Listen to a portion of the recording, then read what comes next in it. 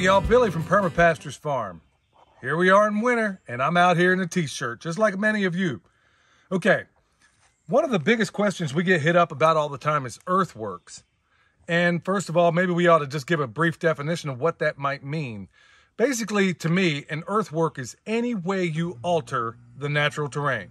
So, right out of the gates, a while back, we did a video where Justin from Metcalf Mills came out here, did some astonishing earthworks for us with his mini X. One of them being this little walkable terrace you can kind of see up there right now. Now, on the downside of it, we got some trees. And we'll just keep going this way and I'll explain it. Now, this one here is one that I'm working on. If you want to see what this is all about, go check us out on Patreon. A lot of other cool stuff there. We got other trees that were... This part is basically trees that were out of box stores, off the shelf. But this is an earthwork, you dig? This is a terrace. And our intention is, and we'll get to that in a minute, our intention is to have them go all the way up the side of this mountain. Now, here's another little earthwork here. It's just a little ramp for us to walk up. So now we get up to this level here. Now, while William's there, I'll just kind of walk this way and then head back this way. But take a look at all this stuff up here. Thorns, multiflora rose, Chinese silvergrass, all of the things up here we do not want. So this is how we deal with it. And it's all in preparation for the earthworks that are gonna follow. And that's what you see over here. See the little pigs, the 6 little piggies?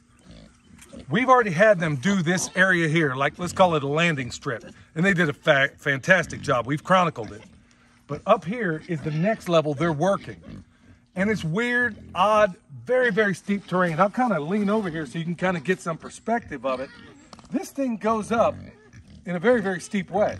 And these pigs, obviously having 4 legs, have no problem managing it. Well, one of them just got Kentucky Fried.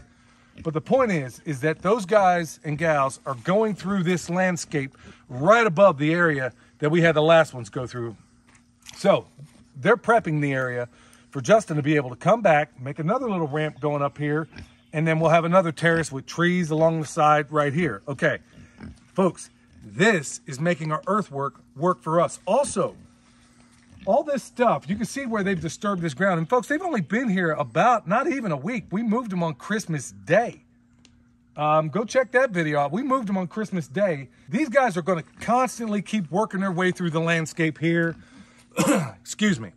But they're prepping the area to make our earthworks that are going to go in this area a whole lot easier. Okay, so what else do they do? Any erosion that might come off of here after they're done will be caught as something of a silt trap, our version of one anyway, right here in the ground I'm standing on. So it just doesn't keep going down the hill. Now, ideally, as soon as things become vegetative again, believe me, there's going to be things popping up out of there. And we might even, as we've talked about before, we might even put in the seeds we want to see come up out of here. Otherwise, like Jeff Lawton says, and you've heard me quoted numerous times, that if you don't intervene in some way and you have things that you don't want, unfriendly weed regimes will find that as an open template. So sometimes it's better for you to intervene and do what you need to do. So there we are. Earthworks off and running. Let's go to the next spot.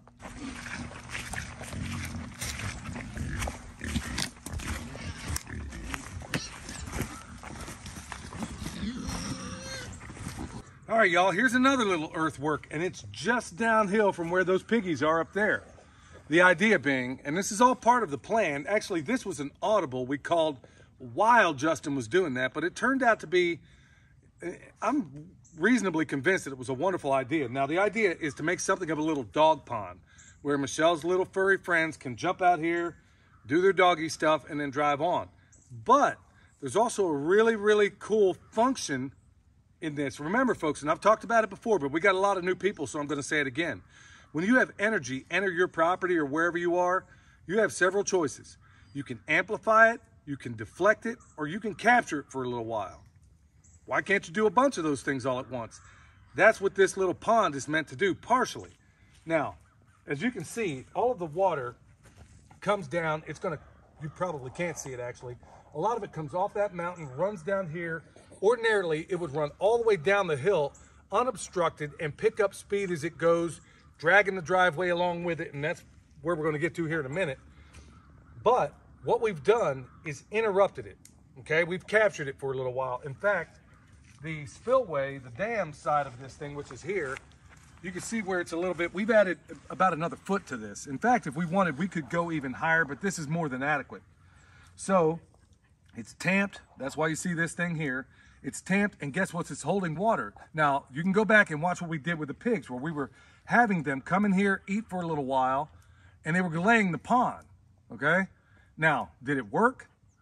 Yes and no, and that's so far, okay? First of all, it should have been done in a wider scale, okay? That's where all the examples I've ever seen of this were done on much bigger areas.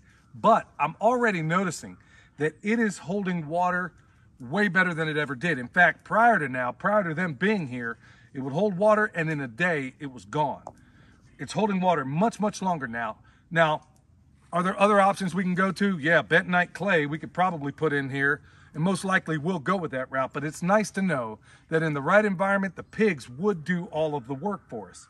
So this water is being held right here. Well, guess what? This is 1,000 gallons of water. I think when I didn't actually do the math, but if I'm remembering right, somewhere should be about 1,000 gallons of water sitting in here. Well, that's 1,000 gallons of water that didn't just wash away my driveway, which is going to be the earthwork that we have next. But folks, the idea, the ultimate plan is that all up and down this mountain, all up and down here, we will have numerous places, whether it's a pocket pond like this, or whether it's a larger area, or whether it's a swale in the areas where it makes sense. Now, hear what I say there, where it makes sense.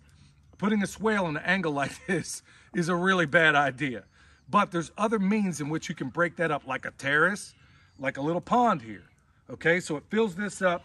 We'll make improvements to the spillway, but gets over the spillway, slowed down quite a bit, and then it makes its way down the hill. But there's going to be numerous features all the way up and down here. Now let's talk about the next one.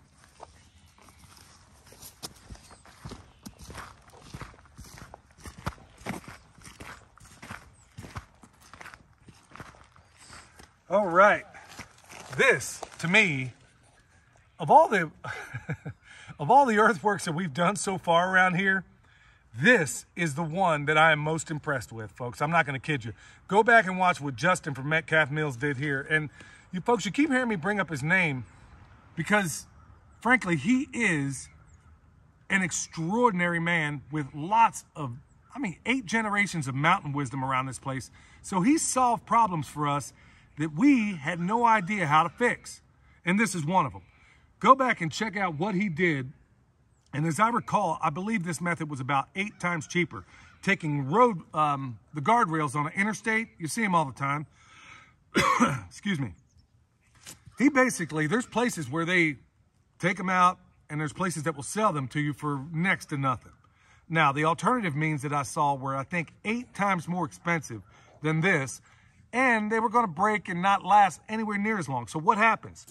The water, if it hadn't been for the pond up there, if it hadn't been for the terrace, all that water before we got here would come down unobstructed and wash away this driveway. In fact, anybody that knows us here or has visited, this was one of the thorns in our side, folks. I'm not going to kid you. At least once a week, we would have to spend a couple of hours trying to fix the potholes, trying to move soil around, going down, buying more rocks. Folks, this is the biggest money-saving tip that we've done so far, and it was thankfully because we listened to this wise man that just lives just right over there. Now, I wish we had done it when it was raining because it comes down here, literally channels, and runs off that way. Now, the only maintenance that we've had and that it requires is every once in a while, you can kind of look down in here. Some of the rocks that are loose or something might collect themselves in here. But literally, in about 15 seconds, I could take my shovel, run through there, and throw them out, knock them out, no big deal. Now, we have 5 of these from here all the way down, excuse me, from here all the way down until it hits the road. There's 5 of these in here. And folks, no exaggeration, no lie, where we went literally from repairing this thing at least once a week for a few hours and having to go to town, go buy blue chat rock and the whole 9 yards, buying road bond to put down here. We have not once repaired this thing since he did it. Now, does it require a little bit of maintenance? Yeah, but very, very minimal. And it has been months since we had to do anything on it.